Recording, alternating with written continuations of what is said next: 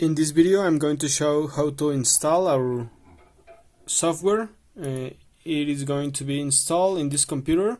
It is totally clean. I have never used Python or something like that in this computer, so let's see how it works. Here you must have your two folders, these QCM support files and the QCM by iGEM Tec-CEM executable file. And what you have to do is to run this one,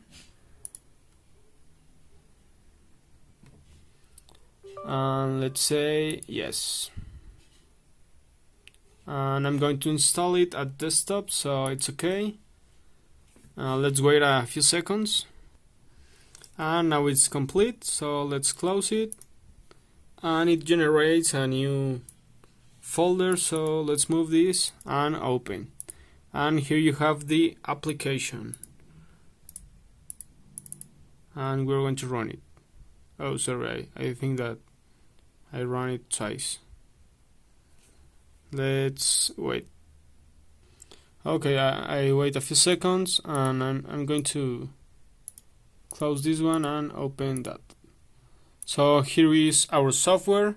You already have it installed, and it's everything okay.